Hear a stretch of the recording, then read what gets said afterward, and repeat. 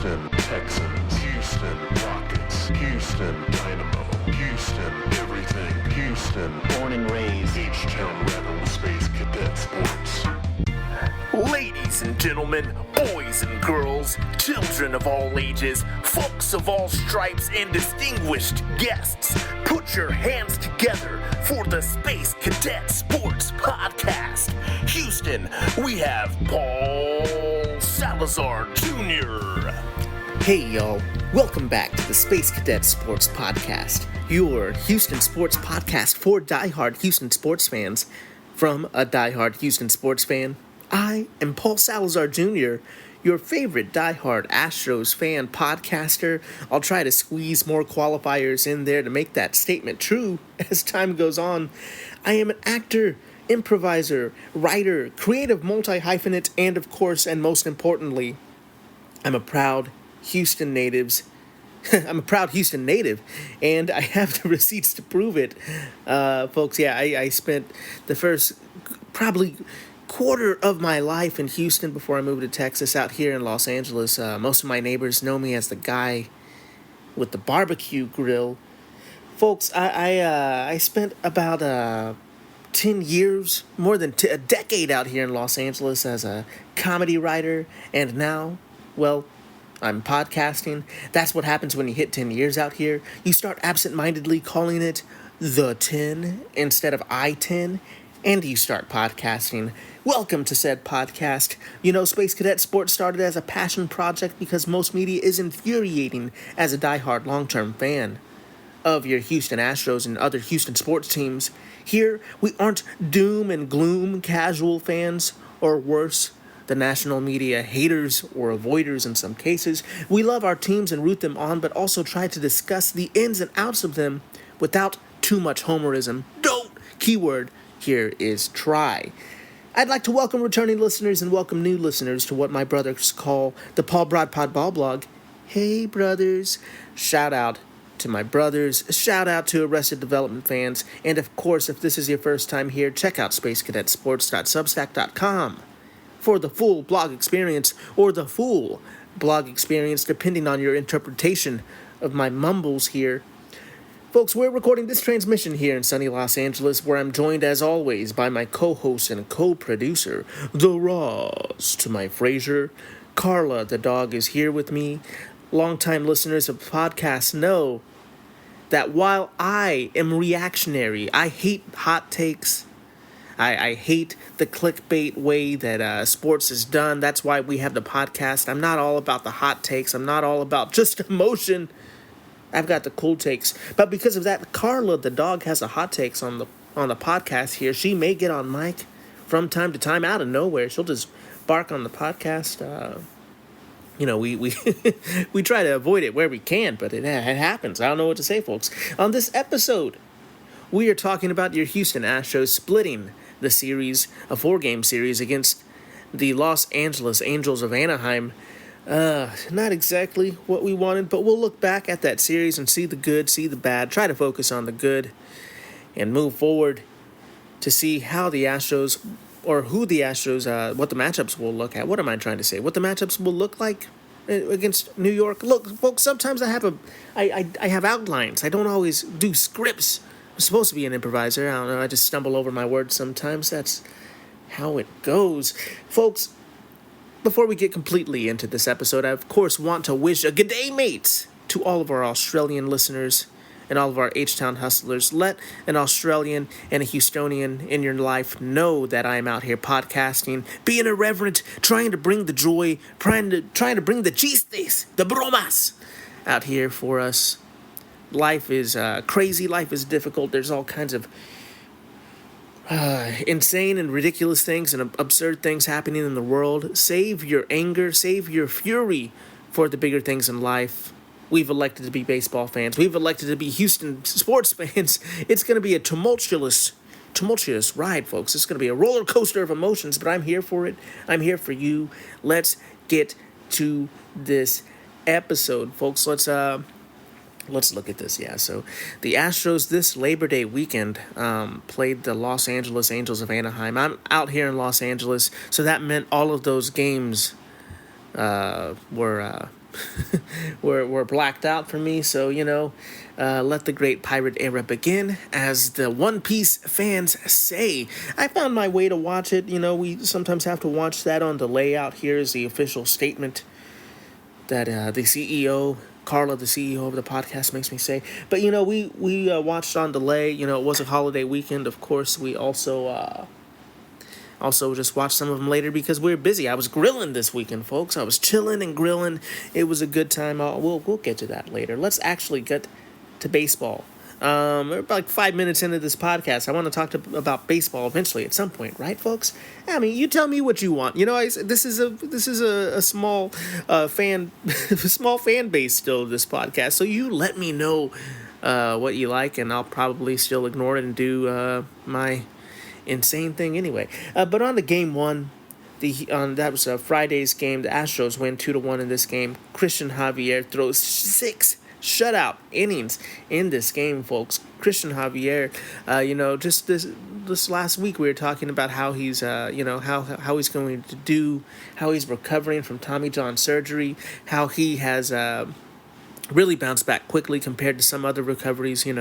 Everybody's different. Lance McCullers Jr., Luis Garcia both had longer recoveries than Christian Javier, and I was just pointing that out last week to say, maybe he needs more recovery time. Not that he isn't ready, but just that everybody is different. Everybody's body is different. I think, there's been a lot being said about the Houston Astros training department this season, with all the injuries that have happened, with the long recoveries in some cases. But folks, I think it's easy. It's easy to kind of get bogged down in all of that information and think that somebody must be doing a bad job. But, I don't know. I think maybe some of y'all just haven't dealt with chronic health problems in your family. They could be frustrating. They're tough. Maybe you haven't dealt with sports injury problems in your family. Sometimes we trust these medical professionals, of course, but they don't know everything. There's a limit to knowledge, and sometimes, just due to the fact that everybody's different, every individual case is different, there can be different outcomes. So we were hopeful that Christian Javier wasn't brought back too early, or not even that he was brought back too early, or that he wouldn't need more time to rehabilitate to get himself to where he was as a pitcher. Because even if he is healthy, if he isn't getting the results that the team needs, that isn't that would be difficult. Right now the Astros are in a race for the AL West. So Christian Javier bouncing back, or I should say, just showing strength here with 6 shutout innings is amazing. He was pitching against Mr. Anderson. The Tyler Anderson really has given the Astros fits this season. He definitely has in the past, but just getting out of some runners on the bases issues this game, just Houdiniacs all over the place. Christian Javier in this game pitched 6 innings, walked 3 batters, and struck out 6. It was a close game, so you're kind of looking at everything as to what led to the win, what could have hurt the Astros in this game. What really helped the Astros probably the most, besides just being consistent. Sometimes, in baseball, you have to get a little lucky. You want to be consistent, but the game has to break your way sometimes. And the game broke their way in this game with some Angels defensive miscues. It's a tough one. I was watching this one, of course, with my queridas. I had Carla, of course, the dog, and my fiance Sarah was watching. Sarah is from Orange County. She grew up not really a big baseball fan, but obviously she has some affection for the Angels. Of course, we weren't torn. She calls herself an Astros fan if she has to pick a baseball team. She watches more Astros games than anybody else, I think, even a lot of Astros fans. But, I always say I might be a comedian, but my big thing is I watch all the games. I read not all the blogs, but I read so many of the blogs. I listen to so many of the podcasts. I'm at least a comedian super fan out here. So we're watching the game, Sarah and I, and she's just like, man, like some of these little miscues, some of these, watching the Yankees, watching, sometimes the Angels, some of these little miscues, you really are grateful for how consistent the Astros defense generally is, and for all the things that the fans can talk about how frustrating this season has been, how they wanted the team to win more games. With all the injuries that the Astros have dealt with, the fact that they're still a consistent defensive team, the fact that they just plug and play other defensive specialists into this lineup, really helps us win games. These defensive miscues for the Angels it really kind of led to that win. Like I was saying, the Astros were The Astros were 2 for 14 with runners in scoring position in this game, leaving 13 men on base. So a 2-0 win. But looking at those hitting numbers, looking at those situational hitting, which has been a thorn in Astros fans' side this summer, it is not very fun to look at. But the Astros did win, even though that's a lopsided stat you don't like to see. Craig Kimbrell. I said that weird. I say a lot of things weird. It's just how I am, folks. Look, I don't know what to blame. I'm just a weirdo. But no, Craig Kimbrell really couldn't figure out a way to get out of the eighth in this game. I was very happy to see manager Joe Espada, I should say. Sorry, no disrespect. Give him that title. I think it was a good move to pull him out of the game, get Caleb Ort in there. Caleb Ort actually got the stretch save, getting the last 4 outs of the game in this game, which you really love to see. You're looking for answers. There's no Bennett Sousa.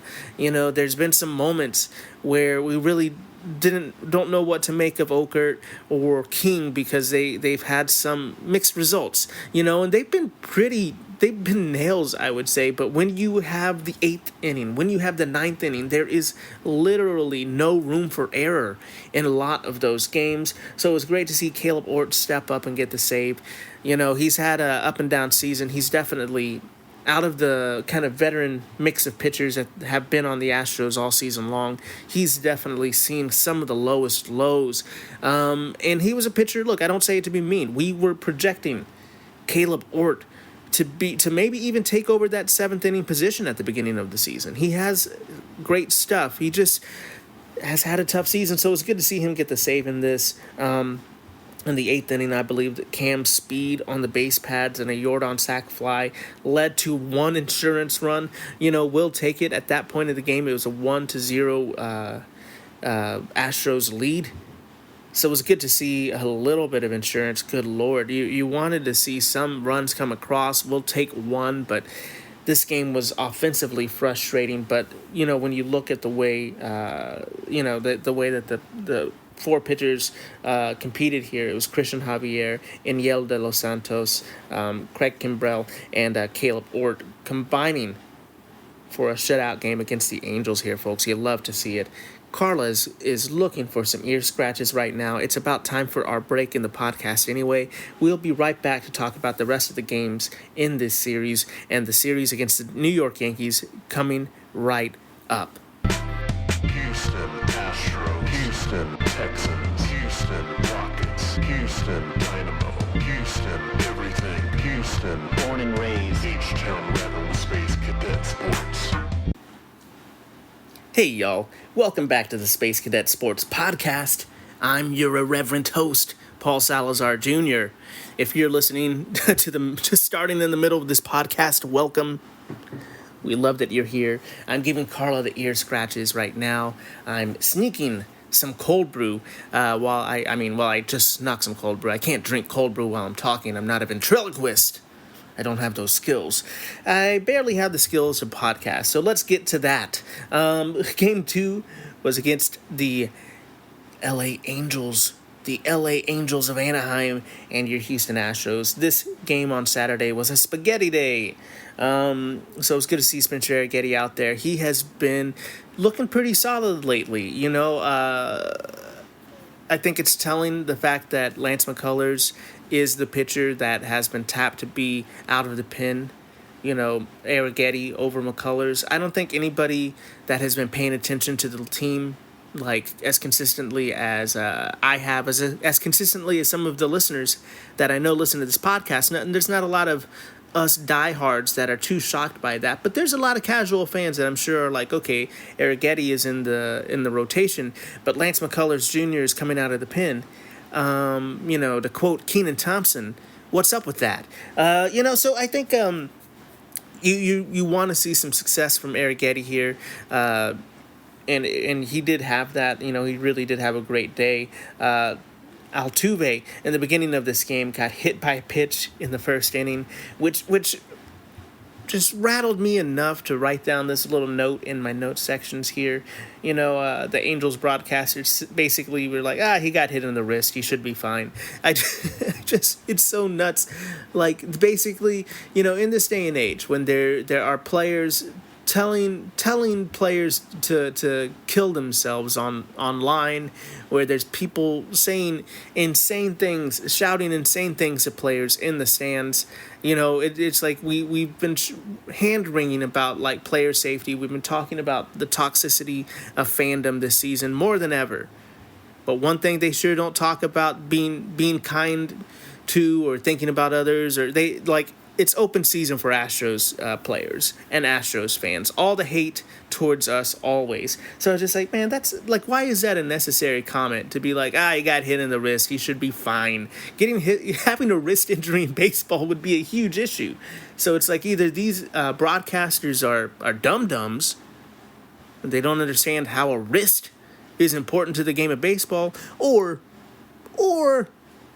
they don't like Jose Altuve. And as much as I'd love to rag on the LA Angels of Anaheim, I'm pretty sure you have to earn your job as a broadcaster. I'm pretty sure of it. I have to say, as someone who is yelling into a microphone and knows how many people listen to this podcast, I'm pretty sure to get to that level, you have to kind of have your wits about you. So these guys are clowning, these trolls. Wasn't too happy about that trolling. And also I think this was just a game I kind of got in my emotions a little bit. I don't know.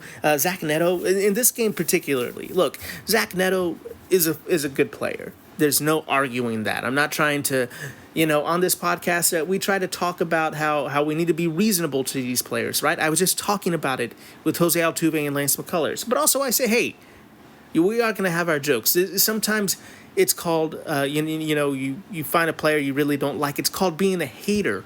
You know what I'm saying, guys? So I can admit that I'm being a hater. I'm not going to sit here and be like, Zach Neto is the worst baseball player, and anybody that likes him is a loser. You can say that as a hater, but to say that as if that is the word of God, as if that's gospel, that's how you create cults of personalities in this podcast. So, of course, these are the jokes, folks. I hope that I don't have to explain this too much to society. But, I do, Zach Neto just completely has been getting on my nerves. He's been getting on my nerves for some time.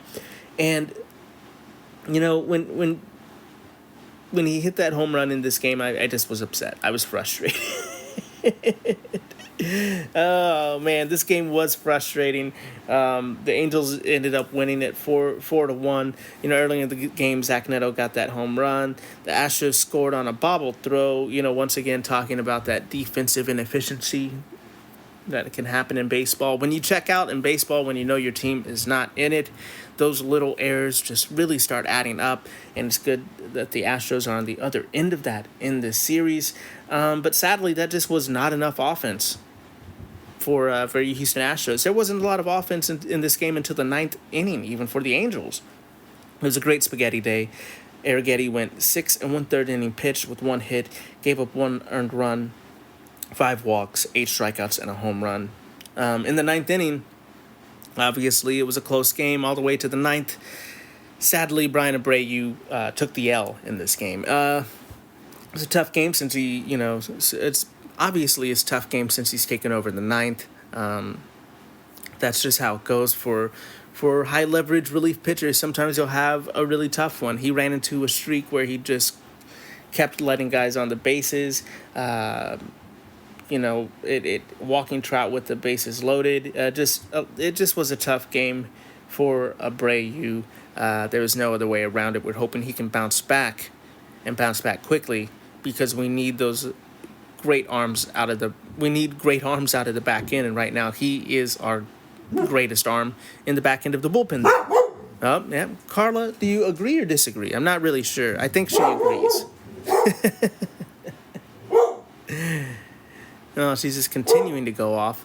Okay. Well, that happened. So in this game, the Astros lost 4-1. They were 1-8 with runners in scoring position.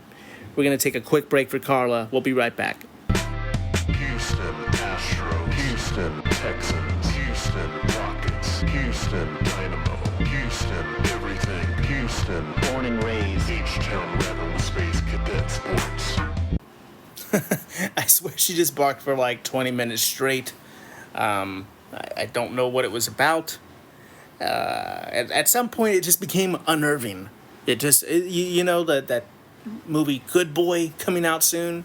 It's a horror movie from a dog's perspective. You know how dogs will just start barking at stuff, and you're like, is it barking at a ghost? So this is a horror movie from a dog's perspective. I'm actually really excited about it. I'm not just a podcaster. I moonlight as a script doctor, punch-up writer, and screenplay writer out here in Los Angeles. I'm excited about Good Boy.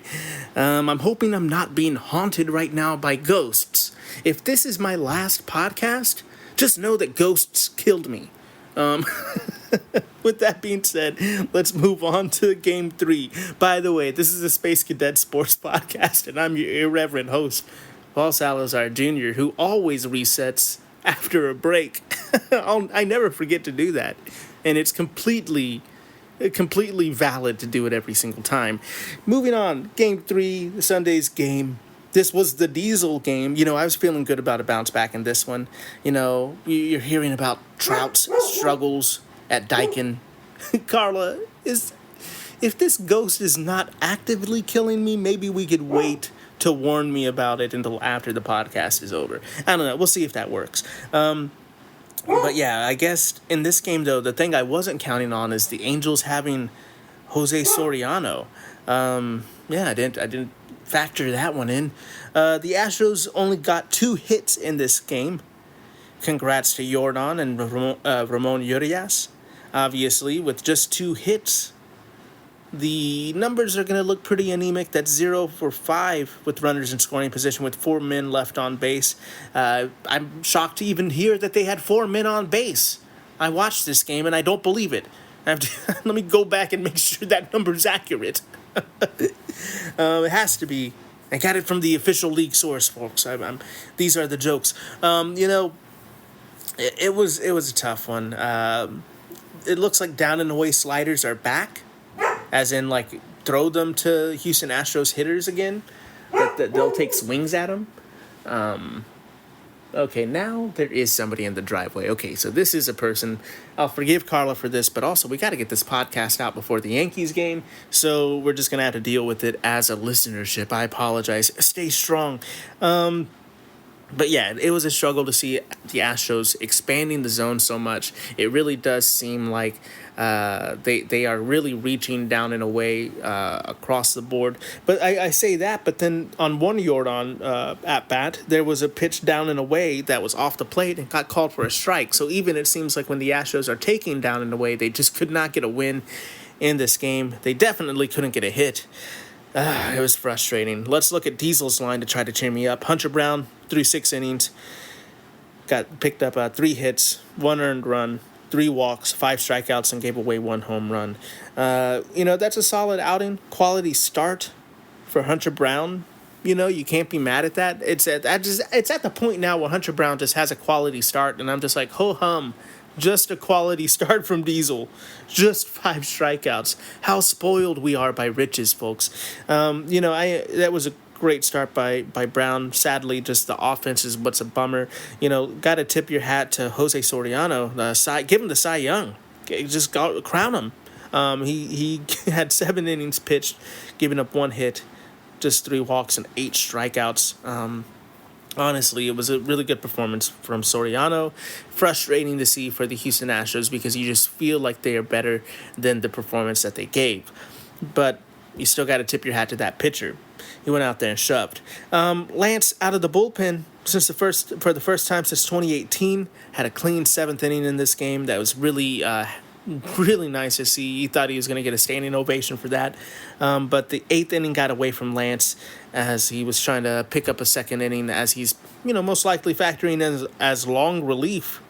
That inning just got away from him. Thanks to Trout, and then, kind of gave up a run there on a Trout almost homer. Really, really loud hit. I thought it was going to be a tougher loss. But still wasn't good to see. Then a tough throw from McCullers trying to on a fielding error, overthrowing Christian Walker at first, led to another run. It was 3-0 at that point. In the 8th, Lance McCullers finished the day with 2 innings pitched, 3 hits, 2 earned runs, 2 walks, and 3 strikeouts. He looked pretty sharp until he wasn't. We're just hoping that he could keep sharpening it up. If he's just going to be maybe a 1 inning pitch type of reliever, we'll take it. But right now, I feel like there's just little tweaks, little adjustments that they're still figuring out with Lance, and we're rooting him on. We want Lance McCullers to be successful. We want him. We need pitchers out of the bullpen. It's not even that we want Lance McCullers to be successful. We need successful pitchers out of this bullpen, and it would be great to have him and that nasty curveball just coming out of the bullpen if he could just stay a little more consistent.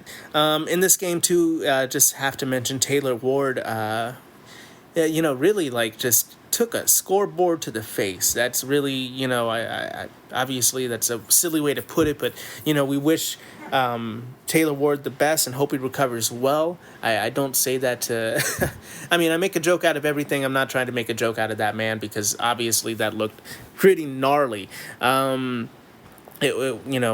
With all the things that are happening with the concussion protocol, seeing people take the scoreboard to the face, you do have to remember these guys are out there, giving it their all. So best of luck to Taylor Ward in that recovery. Hope he's okay. Goodness, it was pretty gnarly to see, but I used to play center field. I ran into the wall quite a lot, but I never had to worry about a metal scoreboard. Just popping up and smacking me. So that was tough to see. He got carted off. Obviously, Houston fans are great, so he got the love there. Best of luck in that recovery. AJ Blueball took the mound to close out the game as Lance McCullers struggled a bit through that 8th. Angels win 3-0. And it's just frustrating with Brown, with McCullers, with AJ Blueball on the mound, and honestly giving a pretty solid performance as a team, as a trio there. It's tough to see the Astros get zilch in this game. Yesterday's game on Monday, that's our Labor Day game. Happy Labor Day. To everybody out there, the Astros offense finally shows up after being quiet for quite some time, winning the game 8-3. This is the team I was promised. Maybe I was the one who made that promise, but still, this is the team I was waiting to see this series. This was a battle between some old faces here. We had Luis Garcia versus Yusei Kikuchi in this game. Garcia has obviously been gone from the team for quite some time. However, he has been that guy that the whole time he's been injured and recovering, he totally has been present with the team, supporting his teammates. So obviously, he got a lot of support in this game. It was truly an amazing first performance back, and we could say that because he also helped us get the win, which is so much more important right now. But he also had a solid performance. We'll get to that. I don't think I wrote that down, but that's okay. I'll pull that up real quick as we are talking about that game. So Luis Garcia in the game finished with 6 innings pitched, 3 hits, 3 earned runs, 0 walks, and 6 strikeouts, giving up 2 home runs, which obviously were a struggle. But seeing that he gave up 3 earned runs and 2 home runs, really showed that he was really dominating out there. Just had a couple of bad pitches in those moments. You love to see Luis Garcia come back. You love to see him go late into the game and help the Astros get a win. Ramon Urias homers in this game. Jose Altuve homers. That's his 24th home run. The team was still 6 of 15 with runners in scoring position. But when you have 15 opportunities and you're getting 6 of them, You can win some games with getting 6 knocks with runners in scoring position. We don't need to worry and bemoan the stats at that point. But you want to see the Astros do better generally with runners in scoring position. I like this. 6 works for me. Also of note, Ramon Urias is just a defensive menace. Truthfully, it's good to see him out there. We are looking for somebody to hold down second base a little bit. The plan was to get some Jose Altuve in left, to get him in DH. Obviously, he hasn't been playing a lot of left field because of the way we have a lot more outfielders that are being productive right now. But seeing Ramon Urias just be a defensive specialist is great. Let's come back win in this game, which is another good thing to see. The Astros had the lead, then it got tied, then they took it back over. Correa just continues to get timely RBIs, and you love to see it. Ort, King, and Kimbrell holding it down in the pen to shut the game down, and you love to see it. So moving on. Let's get to a couple more notes and some Houston Texans news. One thing is Jeff Bagwell hate. Jeff Bagwell has been in the broadcast booth for some games, folks, and a lot of fans have not been happy with the drawl of Bagwell. And I'll be honest with you. Look, I always say that we're not here just to be haters, but I will give you my opinion. Look, I'm not scared of telling you how I feel. I'm not scared of going against the team or anything. I'm just saying, there's no reason to just get out here and be angry and trolling for no reason. So some of this is like maybe it's a little light trolling for Bagwell, but also I see what the kids are talking about. He can't be a little boring. He can't be a little too inside baseball-y at some points, or he's just dismissive of anything that he doesn't understand. He's not exactly a broadcaster. The reason that I'm struggling to say anything mean about Jeff Bagwell is because of my age. I grew up watching Jeff Bagwell in the Astrodome. I loved watching Bagwell at Minute Maid. It's hard when you're watching the guy that you support so much and he is kind of not doing it. The younger generation, they have no love for Jeff Bagwell. He's a baseball card. He's a guy that shows up in an orange jacket and talks sometimes. I get it. He's not the best broadcaster, but I just struggle to say anything hateful to Jeff Bagwell just because of my childhood memories. Moving on, let's talk about bullpen Lance McCullers Jr. coming out of the bullpen. How do you feel about it? I've talked about it in the past. I feel like it could work. I'm thinking, that was just a tough inning. Maybe they could figure it out. Obviously, I said maybe he just could even have one inning. Let me know what you think about Lance McCullers Jr. I'm thinking we'll figure out a way as a team, or I should say Dana Brown and Joe Espada will figure out a way as a team to figure out how to use Lance more effectively. Another big news story is going to be Cam Smith sitting. Folks, Cam Smith obviously has been an everyday player for quite some time with the Houston Astros, as people are slowly realizing. I'm not too worried about it because obviously he played college baseball last season. He is acclimating to the Major League Baseball season. I think they were just going to keep using him until they figured out he had some struggles. Okay, come here, Carla. You want to sit right on top of me? Come on. Okay, yeah, that's fine. You can sit on top of me. But I'll very distracted now with the dog on me.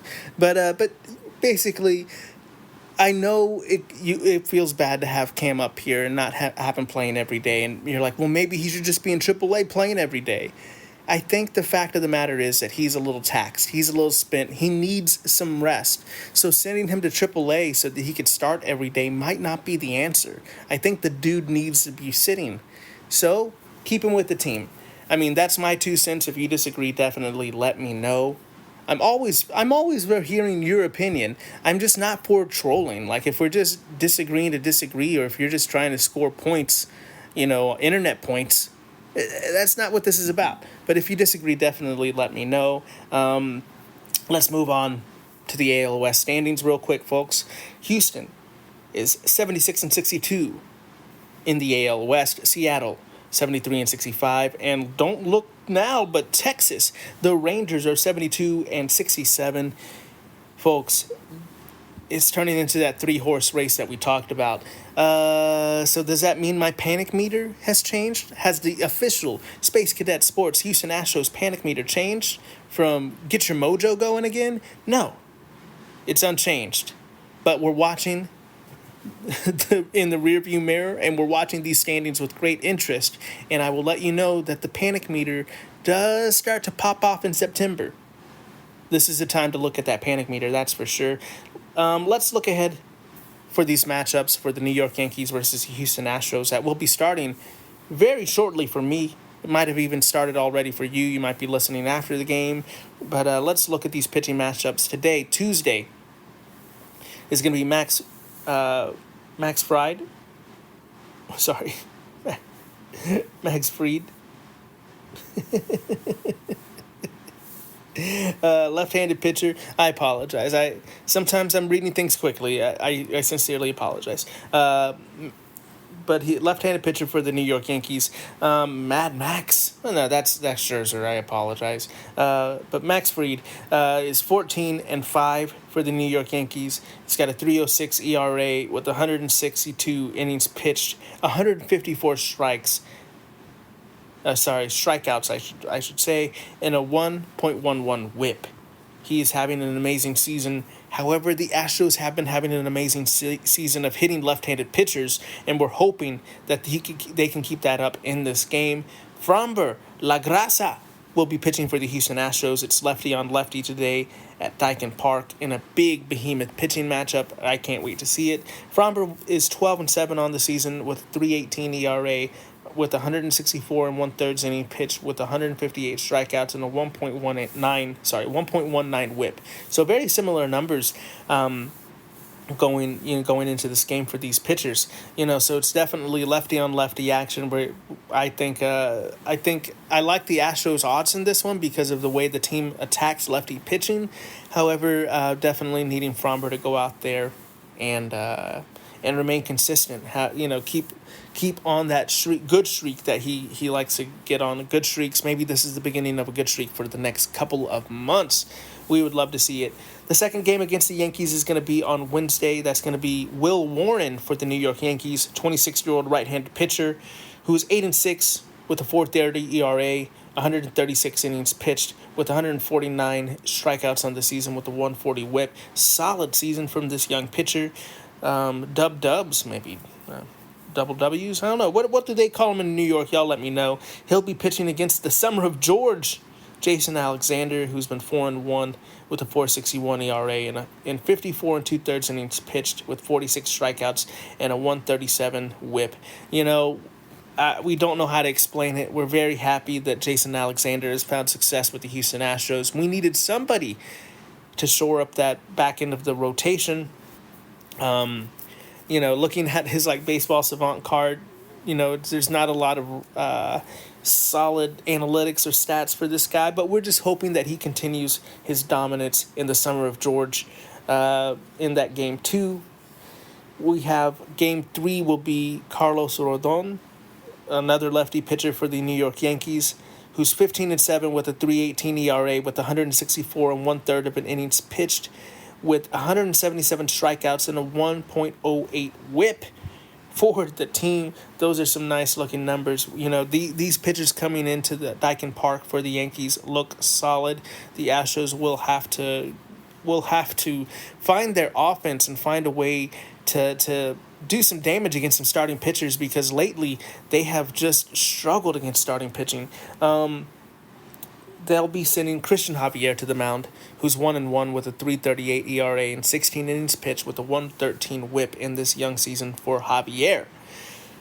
Yankees fans are already in shambles. My Yankees fan friends have already been texting me. They're not looking forward to this. They think the Yankees are going to get swept.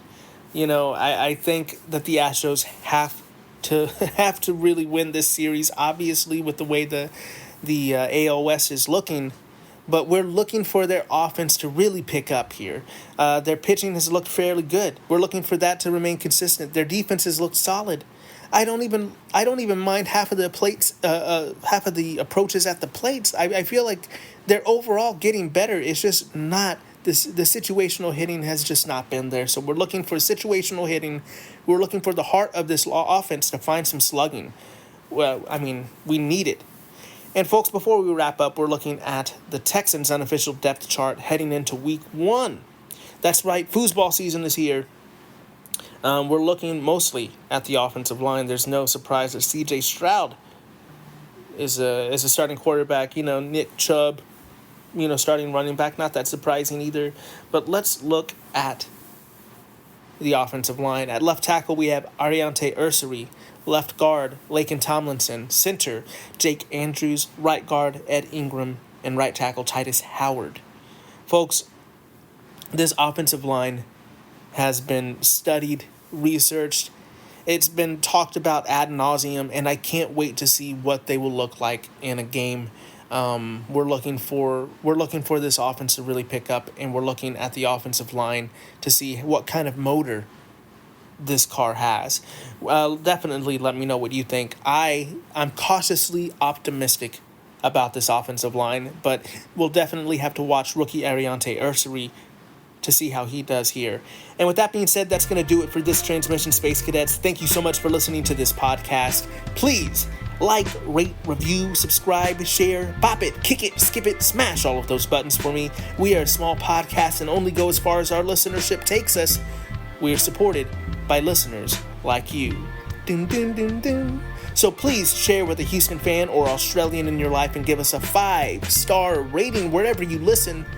If you want to support me, if you want to support Carla, you want to support the podcast and you don't know how to do it, the best way to do it is give us a 5-star rating wherever you listen or share with a Houston or Australian in your life. Please check out the Substack if you haven't yet. That's spacecadetsports.substack.com.